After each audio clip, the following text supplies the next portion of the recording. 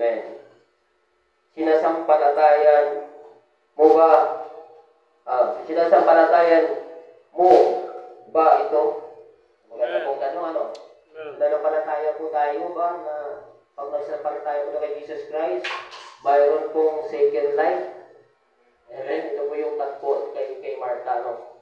So, sabi na dito, napaganda po dito, pinamaganda ko po itong I am the resurrection and life. Amen. So, noong April, nung Semana Santa na celebrate po natin mga bagay na ito, di ba? So, nakapokus po ang tao sa buong mundo, nakapokus po doon sa mga bagay na yun, di ba? Pero sabi nga dito, sabi na sa book ng John, sabi niya, nag-resurrect po siya, no? Siya ay nagkabuhay muli. At dapat tayo mananampalataya na tayo magsasampalataya sa kanya. Mayroon po, hindi po tayo sasampalatayanan po natin ang mga bagay nito. Na hindi po tayo, wala po kamatayan. Mayroon po tayong second death. Amen. At gusto ko pong magbasa sa quote ng prophet. Sabi niya dito, continue ko lang yung book na ito. The restoration of the bright trees. Sabi niya dito, napakaganda ko ito. Sabi niya, in the Bible, then in Matthew 27, after his death, sabi niya, pagkatapos po siya na mamatay, nagkaroon po ng burial, and resurrection, many of saints that slept, ibig sabihin, nasa tulog sila. And the dust, amen. And the earth rose out and the dust. Why? Sabi niya, and was the prophet speaking with the word of God, and the word had been spoke. Pinagsasalita, nauusap po sa atin sa araw na ito. And sabi niya, and the law of God by the Spirit rise up. Ibig sabihin, i-rise po tayo ng Panginoon. Amen. So in spite sa mga sitwasyon po natin, diba, itataas po tayo ng Panginoon sa lahat ng ating mga pagsubok. Yes. Amen. Kadalasan yung mga imposibleng bagay, diba, naging posible po ito. Amen. At itataas po natin ng Panginoon. Hindi hayaan ng Panginoon na tayo'y malugkok sa lahat ng mga problema na naranasan po natin. Amen. Sabi niya dito, hindi niyo ko lang magbasa. And the Bible said, come and the city and appear to many. Ibig sabihin, nag-appear na si Jesus Christ sa buhay po natin. Amen. Kaya kung titingnan po natin, marami po sa ating mananampalataya na minsan nagkaroon po tayo ng doubt.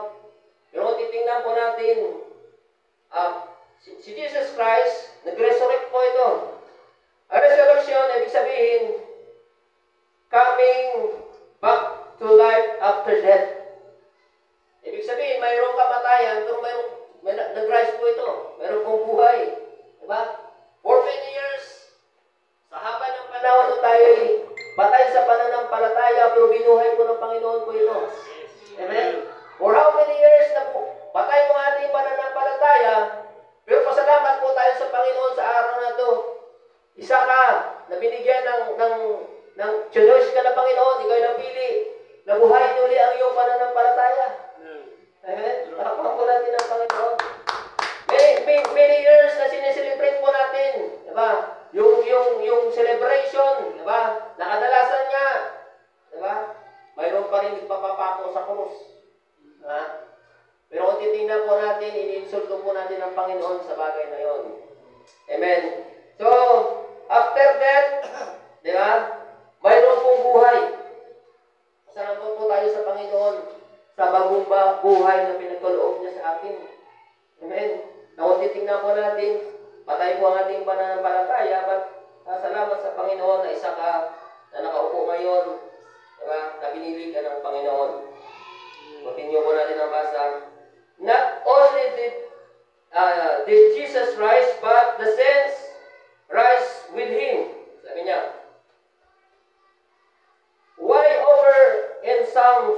niya, I said, lift it up, everlasting gate, and lift it up, the Lord glory come in, sabi niya.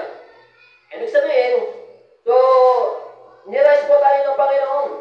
Amen. Itinayo po tayo ng Panginoon. Amen. Well, sabi niya, when He conquers death, diba? Kinonquer po ng Panginoon ang death, yung kamatayan. Diba? Marami po sa ngayon, naghaharimuhanan. Diba?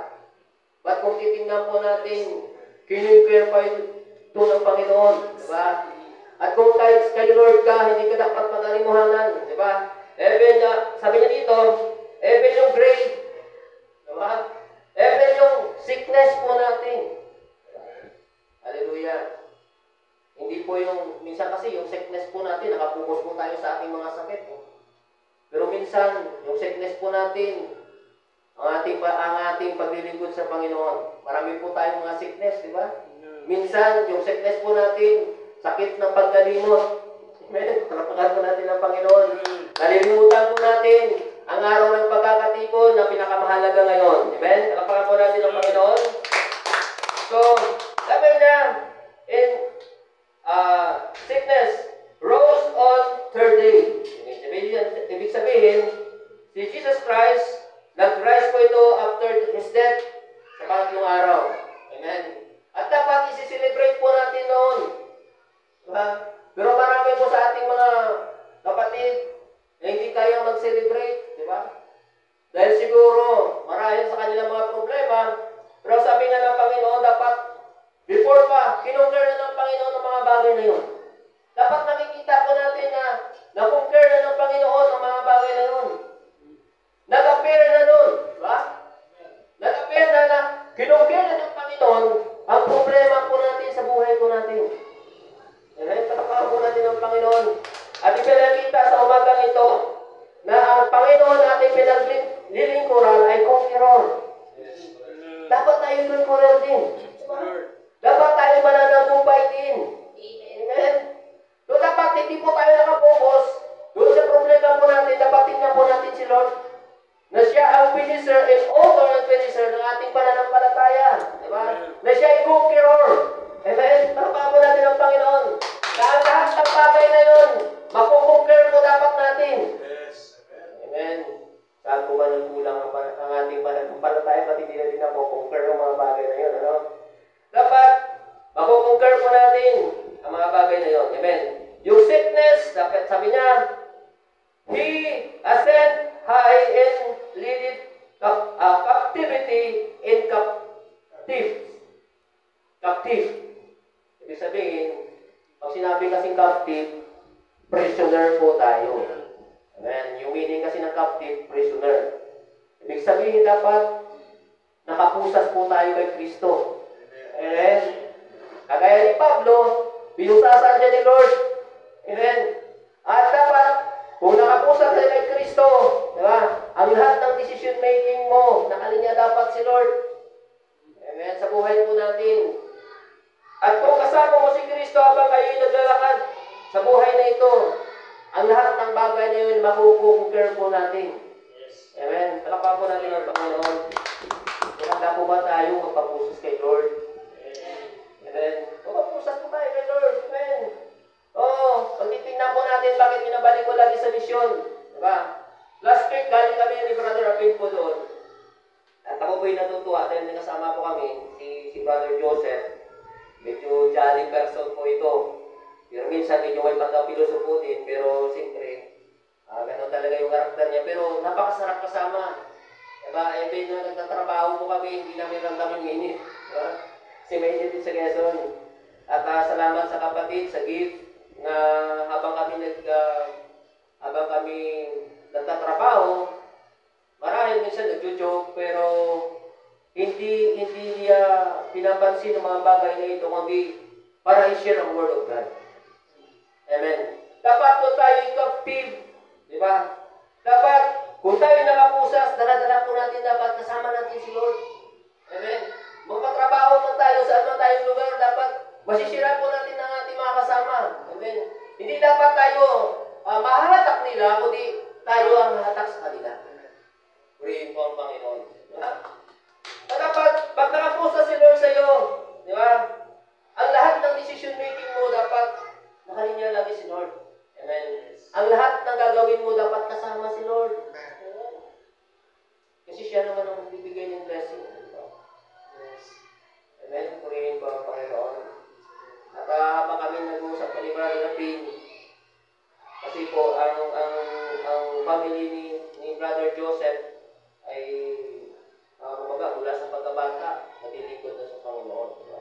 Pero ang napakaganda po ng testimonya dahil sabi niya nga, tuwing hapon habang nagkakape, nababagus tayo. Panapahan po natin ang Panginoon. Dapat lagi natin, sa buhay po natin, dapat lagi natin kasama si Lord. Lagi dapat natin i-share ang Word of God. Diba? Even po sa aming ating kasamahan, na minsan nag-aarimuhanan dahil sa sitwasyon po natin. Diba? Yung laban sa mga bansa. Diba? Pagkaminsan, marami pong naiisip na pamamaraan. Pagkaminsan, gusto na magawa ng bunker. Pero sabi ko nga, dapat na-conquer po natin ito kasi fair po ito. Amen? So dapat, amen, dapat manalig po tayo sa Kanya. Diba? Sabi niya na, before He rise up, kinungkir niya na yung lahat ng bagay na yun. Amen? Yung takot po natin, di ba? O ano magiging resulta po sa buhay po natin, dapat makukungkir po natin ito, di ba? Mapagtagumpayan po dapat natin. Purihin po ang Panginoon, palampakan po natin. Kasi ko po basa sa paragraph 28, sabi niya, those people looking forward to that resurrection. Amen. Dapat doon po tayo nakatingin. Diba? The one of these days, i-rise up po tayo ng Panginoon. Diba? Hindi po dapat tayo nakapokus sa sitwasyon dito sa ating kinalalagyan. Kundi, dapat nakapokus po tayo, nakatingin po tayo na one of these days, kasama po tayo. Diba? Kasama po tayo sa pag-agaw. Amen. Hindi po natin kailangan manatili po tayo dito. Hindi tayo taga rito. Makapa natin ang Panginoon. Dapat looking forward po tayo doon. Diba? Doon sa resurrection. Amen. After death, diba? He rise again. Amen. Purihin po ang Panginoon. So, i-rise up po tayo ng Panginoon. Sabi niya, and through that death and faith, with their testimony, sabi niya. And on Easter morning, sabi niya, the law of God which spoke that the word Job, sabi niya, those other prophets that he rise and dead. Oh, sabi niya, oh my, sabi niya, there you are, sabi niya, regardless of your condition. Bakit po nababanggit si Job? Diba? Binanggit si Job dito, sabi ng propeta. Si Job, ay wala po kapintasan sa Panginoon. Amen. Pero dumana siya ng mga pagsubok sa buhay. Amen. Kung si Job, hindi po siya naglireklamo. Bakit nabanggit si Job dito sa quote ng prophet? Dapat manatulad po tayo kay Job. Diba? So, kung titingnan po natin yung kanyang kabuhayan, halos kinuha. Ang kanyang anak namatay. Amen, ang lahat. Amen, ang kanyang asawa. Sabi niya, Job, sumpain mo ng Diyos na pinaglilingkuran mo. Pero si Job ay nanatili pa rin doon. The one of these days, itatayo siya ng Panginoon. Diba? Dapat doon po tayo nakapokus, di ba? Na alam ng Panginoon ang sitwasyon ng buhay mo. Marahil ngayon, maraming mga pagsubok sa buhay mo. Diba? Marahil naisip mo, na matagal ka ng dilingkod pero hindi mo makasama yung mga pamilya mo. Diba? Dapat nakapokus ka na one of these days, makasama po natin sila. Diba? Sabi nga dito, dapat maganda ang ating patutuo. Diba? Kagaya yung Job na sinusundan po natin, maganda ang patutuo niya. Amen? Maganda po ba patutuo po natin sa ating pamilya? Marahil, may mga bagay na hindi nagkakasundo dahil pinipilit ng nakaaway na magkaroon ng division. Tuloy na po tayo maglingkod sa Panginoon. Amen.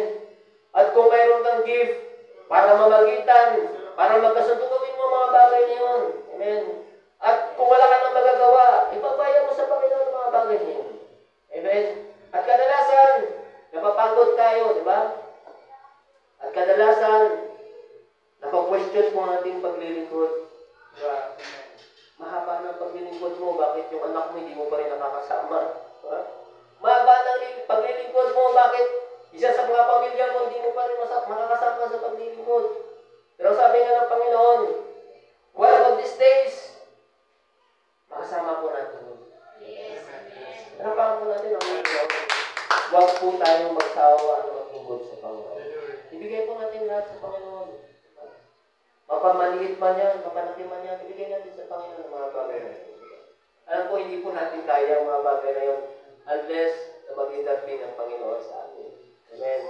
At ako naniniwala, di ba? I-resurrect po natin yung Panginoon. Di ba? Harapan po natin ang Panginoon. Sabi niya, regardless, ano mang kondisyon mo. Di ba? Minsan, ang ating paglilingkuran, nakadimindi sa kondisyon, diba, ng emotion mo, diba? Pag marami kang pagsubok, parang ayaw na maglingkod. Pero sabi nga ng prophet dito, regardless kung ano ang kondisyon mo sa umagang ito, dapat maglingkod ka sa Panginoon. Mahal ng Panginoon sa mga bagay na yun, diba? Kadalasan, ito po yung mga bagay na hindi po natin na-overcome. Dahil nakabase ang ating paglilingkod sa kondisyon ng puso po natin. Pag marami po tayong dinadala na mabigat, parang ayaw na natin magsamba. Amen, Brother Pin? Pero kung titingnan po natin, sabi ng propeta, regardless ng kondisyon ng puso mo, dapat ka maglingkod sa Panginoon. Ano pa ang kondisyon ng Panginoon? Diba? Hindi po dapat tayo nakabase sa kondisyon ng ating puso. Kung ano man yan, mabigat man yan, hindi pa ubaya po natin sa Panginoon. Sabi niya, buksan po natin, babasa po tayo ng scripture at napakaganda po ng quote ng prophet. Diba? Sabi niya nga dito, dapat magpabilanggo po tayo kay Lord. Ano pa po natin ang Panginoon? Magpusas tayo ng Panginoon. Huwag po tayong umalis. Diba? Pag nakapusas, diba? Pag tinagaw ni Lord ang susi, huwag mong tanggalin yun. Amen? Dapat manatili ka nakapusas sa Panginoon. Amen? Nakapakapan natin ng Panginoon. Sabi niya dito nga sa John 14, sabi niya, John 14, 1, John 14, okay. Sabi niya, at daw dito, sabi niya dito kay John, let not your heart be in trouble. Ye believe in God, believe also in me. Basahin po natin sa Tagalog. Huwag mag-alimuhanan ang inyong puso,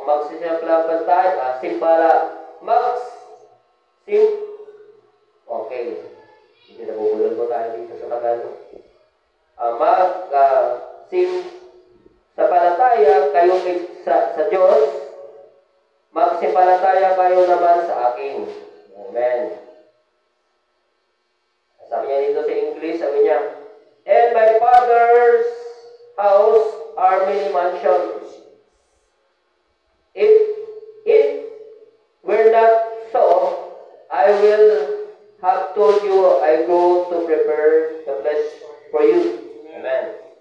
Ibang titingnan ko natin, tinanggalan ng Panginoon yung ating dakong papanunan. Amen. Huwag po dapat tayo mag-arimuhanan. Diba? At nakakalungkot isipin sa panahon po natin, marami ng tao ngayong busy-busy. Diba? Busy-busy sa paghanda, sa personal ng pangangailangan. Amen.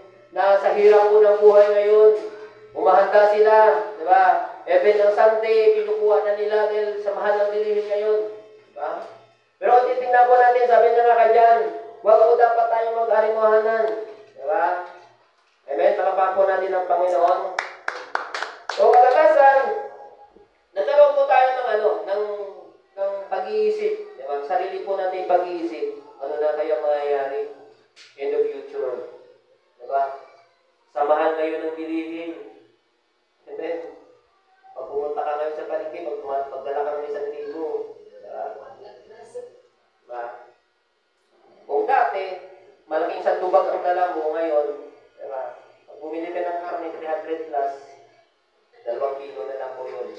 bigas. Purihin po ang Panginoon. At kung titingnan po natin, marami pong nagdi-desire, naiangat ang kanilang buhay sa kanilang sariling lakas. And then, kung titingnan po natin, isa pa sa mga bagay na kung nakatingin ka doon, diba? Hindi ka makapokus sa Panginoon. Pero sabi nga niya, huwag po dapat tayo mag-arimuhanan dahil mayroong nakahanda ang Panginoon. Diba? Hinanda niya na, bago po tayo pinray, hinanda na ng Panginoon ang mga bagay na yun. Amen. Palakpakan po natin ang Panginoon. Sabi niya dito, sa verse 3, sabi niya, and if I go and prepare a place for you, sabi niya dito, basahin po natin sa Tagalog, at kung ako'y paparoon, kayo'y mapaganda ng kalakyang muli, paparito ako at kayo'y tatanggapin ko sa aking sarili upang kung saan ako naroon, kayo'y naman nandoon. Amen. Nakapaka po natin ang Panginoon. Ngayon kung titingnan po natin, ano po bang rason? Diba? Na tayo'y tumigil sa paglilingkod ng Panginoon. Lagi po natin siya kasama. Diba? Kung siya, paparoon. Diba? Amen. Dapat lagi po natin kasama ang Panginoon. Amen. Sabi niya, at kung saan ako paparoon, ay malalaman ninyo ang daan. Diba? Siya na po naghanda ng daan na ating paparoonan. Amen. Pero kadalasan, gumagawa po tayo ng ibang way. Amen. Humihiwalay po tayo doon sa inanda ng daan ng Panginoon. Nag-create po natin tayo ng panibagong way. Diba? Lalong-lalo na pag nakaranas po tayo ng pagsubok sa buhay. Amen. Kasabi na nga, ang nanatili sa akin hanggang sa uli ay siya'y maliligtas. Amen. Dapat manatili po tayo sa Panginoon. Amen. Alapakan po natin ang Panginoon. Huwag po tayo maghiwalay doon sa nagbibigay ng blessing. Pero kadalasan, sabi nga, pag nakaranas po tayo ng pagsubok, minsan naghihiwalay po tayo. Hinahanap po natin yung magbigay ng solusyon sa mga problema po natin. Pero sabi niya nga dito kay John, sabi niya, ginanda nila yung daan. And, ibig sabihin, nag-repent ito ng Panginoon. Susundan na lang po natin yung footstep niya. Amen. Mahirap po bang sumunod sa footstep ng Panginoon, mga kapatid? Ulitin ko nga. Mahirap po bang sumunod sa footstep ng Panginoon? Nakapahan po natin ng Panginoon. At kung ikaw ay paa, sabi niya kaloob ng Panginoon, diba? Hakbang mo ito. Diba? At kung ikaw naman ay kamay, para ibigay ang mga bagay, para ikakalabo ng church, huwag tayo maging madami. Ibigay po natin. Bakit lagi ko binabalik sa mga bagay na ito? May mga bagay minsan, yung maliliit na bagay hindi natin magagawa. At wala pong exemption po dito, lahat po tayo. Diba? Every time na magkaroon po ng problema, diba? Ang ating mahal na pastor, even sa pagmimisyon, diba?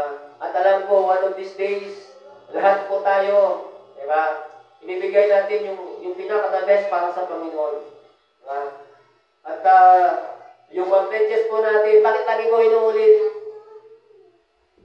Kasi ito po yung pinagkaloob sa atin ng Panginoon. So, ano pinangako po natin sa Panginoon? Bigay po natin sa Panginoon. Amen? Palakpakan po natin ang Panginoon. Alam ko, kung lahat po tayo, ibibigay po natin yung ating puso sa Panginoon. Diba? Siguro hindi na magre-remind ng ating pastor. Purihin po ang Panginoon.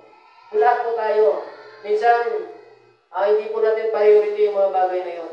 Dahil sa hirap ng buhay ngayon. Pero sabi nga ng Panginoon, diba? Itataas po tayo ng Panginoon. Amen? Talampakan po natin ng Panginoon. Sabi na nga, ano ba ang kondisyon ng puso mo? Lagi ko inuulit yan. Ibigay mo yung pinangako mo sa Panginoon. Lalong-lalo na ang pag-ibigod po natin. Yes. Amen? ikaw ay tinawawag na evangelista, gampanan mo yun. Gawin mo. At kung ikaw naman ay co-laborer ng Panginoon sa church na ito, diba? Nakahanda kang ibigay ang oras mo para sa Panginoon. Palakpakan ko lang ng Panginoon. Sabi ko nga, alam mo, nung time na yun, kami ni Brother Rabin, nandoon sabi ko, ako po ay nagpipray. Sabi ko nga, marami pong mga oras na nasayang po natin. Pero hindi na rin natin kayang balikan. Amen? Ayan, praise God. Nagsama natin yung ating mga kapatid. At sana po, suportahan po natin ang ating mahal na pastor, lalong-lalo na sa ating mission sa lugar na yun. So, ipag-pray po natin na makabalik po tayo doon.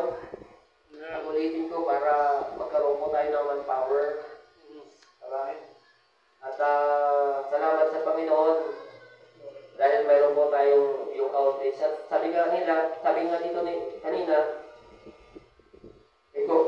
ang Panginoon ang mag-conquer sa mga bagay. Amen? Alam po natin na kapos po tayo sa oras, kapos po tayo sa budget, pero alam ko, pupuluhan po ng Panginoon ang mga bagay. Alam po natin ang Panginoon. At sa time na yun, nandun kami namin, sabi ko, sana makabalik po tayo doon.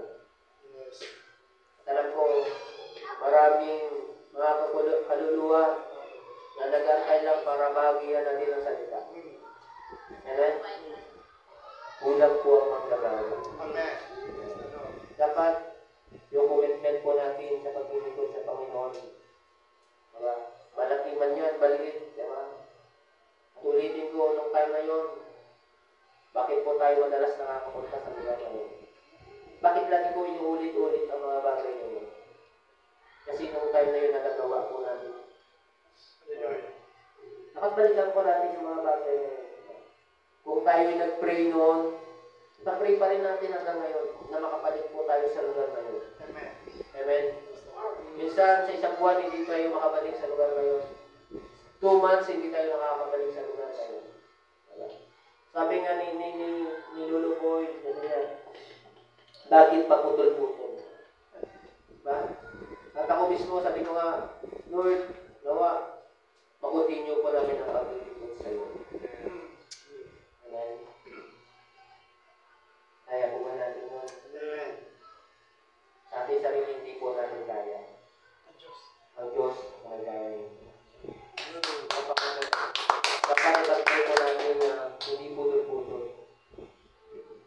At pag-pray po natin, sabi nga, even na nag-aarimuhanan po tayo sa mga bagay na yun, sa sitwasyon sa buhay po natin, dapat balikan po natin ang ating mission kung saan tayo tinawag ng Panginoon. Kalapakan po natin ng Panginoon. At ako mo naniniwala, bago ibigay sa ating MC, ang lahat na yun, makukonquer po natin sa pamamagitan ng Panginoon. Diba? Tapos tayo, alam ko, ibuhos ng Panginoon ang pagpapala ng Church Temple.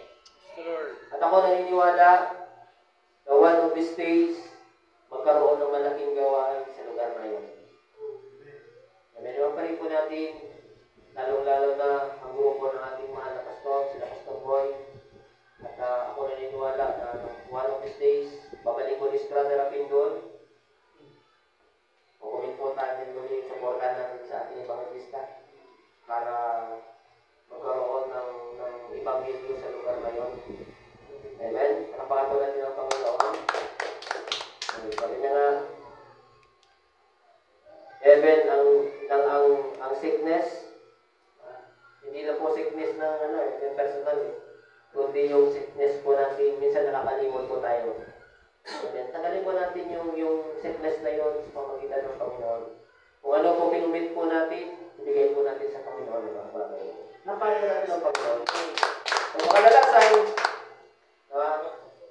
nagkakaroon po ng entrances, pero ako naniniwala kung tayo po ay magkaisa doon sa ating pagkatawag ng Panginoon, makonquer po natin ang mga bagay. Amen? Talapakan po natin ang Panginoon. Bago po ibigay sa ating mahal na pastor tayo, sa ating MC, tayo po umawit. Amen. tayo at tayo po ay sa Panginoon.